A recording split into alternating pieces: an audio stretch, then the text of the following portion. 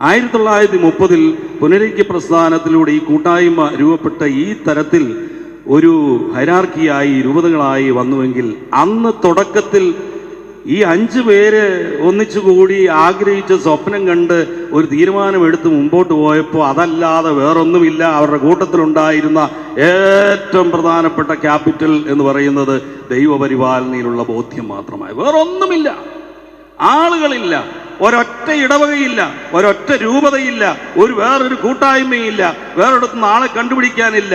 അങ്ങനെ തുടങ്ങിയ 5 പേര്, ആ 5 പേര് തുടങ്ങി, ആ 5 പേര് തന്നെ ഇത് അവസാനിച്ചോളൂ എന്ന് വിധിച്ച പല ആളുകളുടെയും വിധിയെ ദൈവം അസാധുവാക്കി. ഇന്ന് മലങ്കര സുറിയാനി കത്തോലിക്ക സഭ ഒന്നുമില്ലായ്മയെന്ന് തുടങ്ങി. ദൈവം ഈ പ്രപഞ്ചത്തെ ശൂന്യതയിൽ നിന്ന് സൃഷ്ടിച്ചുവെങ്കിൽ ദൈവം ഈ കൂട്ടായ്മയെ ശൂന്യതയിൽ നിന്ന് ഒന്നുമില്ലായ്മയെന്ന് വളർത്തി പരിപാലിച്ച് ഇന്ന് ഈ സഭയ്ക്ക് ഒരു കർദിനാളുണ്ട്. ഇന്ന് ഈ സഭയ്ക്ക് നമുക്ക് വേണ്ടി മധ്യസ്ഥം വഹിക്കുവാൻ മാർ ഇവാനോസ് തിരുമേനിയുണ്ട്. ഇന്ന് ഈ സഭയ്ക്ക് ലോകം മുഴുവൻ മാർപ്പാപ്പായുടെ പ്രതിനിധിയായി പോകാനുള്ള ഒരു പേപ്പൽ നുൻഷ്യോ ഉണ്ട്. ഇന്ന് 12 രൂപതകളുണ്ട്, 16 മെത്രാന്മാരും നമുക്കുണ്ട്, 1000-ൽ പരം വൈദികരുണ്ട്, 2000-ൽ പരം സിസ്റ്റേഴ്സ് ഉണ്ട്, 500-ൽ പരം വൈദിക വിദ്യാർത്ഥികളുണ്ട്, 5 ലക്ഷത്തോളം ദൈവജനമുണ്ട്.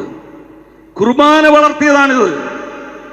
എവിടെയെങ്കിലും 4-5 പേരെ ഒന്നിച്ച് തുടക്കകാലത്ത് കൂടിയിട്ട് അവർ എവിടെയെങ്കിലും ഒരു അച്ഛനെ കണ്ടുപിടിച്ച് ആ അച്ഛനോട് ഒന്നിച്ച് നിന്ന് വിശുദ്ധ കുർബാന ചൊല്ലി പണിതുയർത്തിയ ഒരു സഭയാണ് മലങ്കര സുറിയാനി കത്തോലിക്ക സഭയെ പറ്റി. നമുക്ക് അങ്ങനെ തന്നെ പറയാൻ പറ്റും.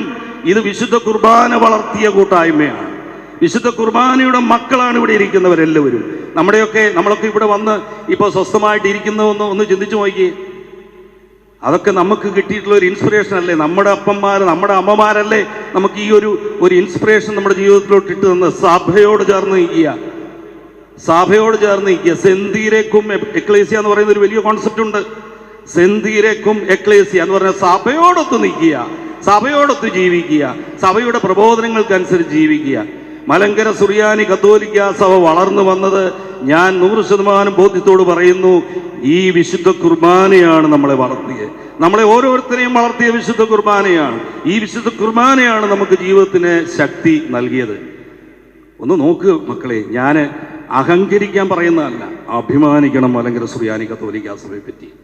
മാർ ഇവാനോസ് തിരുമേനി നിങ്ങൾ കത്തോലിക്കരായിരിക്കുന്നതിൽ അഭിമാനിക്കുവീൻ എന്ന് പറഞ്ഞതുപോലെ തന്നെ മലങ്കര സുറിയാനി കത്തോലിക്ക സഭയുടെ ഒരംഗം, ഏതെങ്കിലും തലത്തിലുള്ളവരായിക്കൊള്ളട്ടെ, അതിൻ്റെ അംഗമായിരിക്കുന്നതിൽ ഞാൻ അഭിമാനിക്കുന്നു എന്ന് പറയാൻ. ഈ സഭ എങ്ങനെയുള്ള തുടക്കത്തിലായിരുന്നു, അതിൻ്റെ ബാലാരിഷ്ടതകളും തുടക്കവും ഒക്കെ നമുക്കറിയാമല്ലോ. പുനരൈക്യ പ്രസ്ഥാനത്തെ നിശിതം വിമർശിച്ചിട്ടുള്ള നമ്മുടെ ജോസഫ് മാർ സേവ്യരോസ് തിരുമേനി ഏതാനും കാലം കഴിഞ്ഞപ്പോൾ ഈ സഭയുടെ കത്തോലിക്ക സഭയെപ്പറ്റി പഠിക്കുകയും മനസ്സിലാക്കുകയും ബോധ്യപ്പെടുകയൊക്കെ ഈ സഭയുടെ ഭാഗമായത് എങ്ങനെയാണ്? തോഴിയൂർ സ്വതന്ത്ര സുറിയാനി സഭയുടെ പൗലോസ് മാർ പീലക്സിനോസ് തിരുമേനി ഈ സഭയെപ്പറ്റി പഠിച്ച് ബോധ്യപ്പെട്ട് കത്തോലിക്ക സഭയുടെ മഹാത്മ്യത്തെപ്പറ്റിയും ശ്രേഷ്ഠതയെപ്പറ്റിയും മനസ്സിലാക്കിയല്ലേ ഇങ്ങോട്ട് ഈ കൂട്ടായ്മയോട് ചേർന്നത്.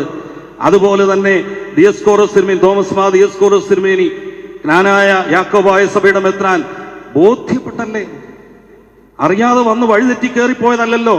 ബോധ്യപ്പെട്ട് കത്തോലിക്ക സഭയുടെ മഹാത്മ്യവും ശ്രേഷ്ഠതയും.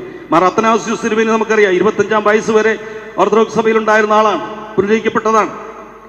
അങ്ങനെ 100 കണക്കിന് ആളുകൾ ഈ സഭയെ ബലപ്പെടുത്തിയത് വിശുദ്ധ കുർബാനയോട് ചേർന്ന് നിന്നാണ്. ഞാൻ നേരത്തെ സൂചിപ്പിച്ച പോലെ 5-10 പേര് എവിടെ ഒന്നിച്ചു കൂടിയാലും അവർക്ക് ആകെ ആവശ്യമുള്ള ഒരു കുർബാന. ഞങ്ങൾക്ക് കുർബാന വേണം, ഒരച്ഛനെ കണ്ടുപിടിക്കും. അങ്ങനെ കുർബാന ചൊല്ലി വളർന്നവരാണ് നമ്മൾ. വിശുദ്ധ കുർബാനയുടെ മക്കളാണ് നമ്മളെല്ലാവരും. മലങ്കര സുറിയാനി കത്തോലിക്കരെല്ലാം വിശുദ്ധ കുർബാനയുടെ മക്കളാണ്. കാരണം കുർബാനയാണ് നമ്മളെ വളർത്തിയത്.